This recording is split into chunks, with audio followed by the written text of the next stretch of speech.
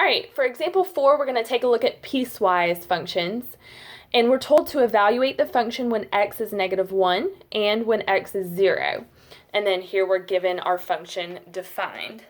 So a piecewise function is a function where there's still only one output for every input, but there's a couple different rules that might apply depending on where that x value falls. So this defines which x values this rule applies to, and then this defines which x value or x values this rule applies to. So in a real world example of this, let's say you're going to the fair. The prices might differ based on the age of the people that are going. So, if there's a small child, they might get in free. Then you have your regular admission, and then there could be a senior citizen discount. So depending on the age, that's going to affect the output or the price that you have to pay.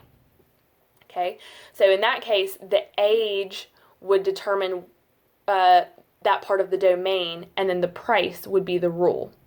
Okay, so for this one, it says when x is less than 0, so if x is smaller than 0, which it's going to be negative, then we use this rule. So we'll square our x and then add 1. If our x is greater than or equal to 0, so if it's 0 or a positive number, we're going to take that x value and subtract 1, and that'll give us our output value. Okay, so let's start by finding the output when x is -1. Using function notation, just like we did in the last example, we can write it out as f of -1. Okay, and then we need to determine which function rule applies. So this is what we're looking at. Since -1 is less than 0, this is the function rule that's going to apply. -1 isn't greater than or equal to 0, so that doesn't work for this. So even if there's 10 different function rules and all your domains are defined, each x value is only going to fall into one of those, okay? Because there's only going to be one output for that input. Okay, so if we were to plug -1 in, again, since that's less than 0, we're using this rule. So we'll say -1 squared plus 1. Notice I did put the -1 in parentheses because using order of operations, what I need to do is square that input and then add 1. If I didn't put the parentheses, it would look like I had to square it, take the negative, and then add 1.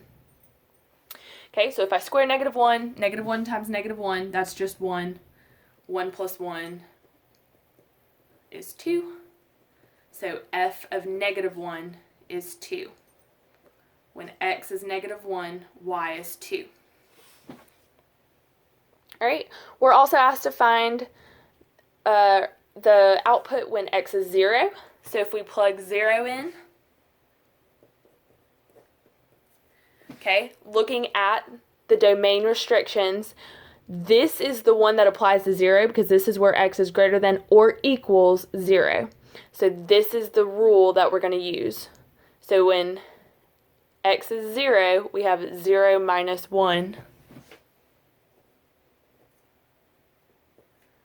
which is -1. So when our input is 0, our output is -1. Or in other words, when x is 0, y is -1.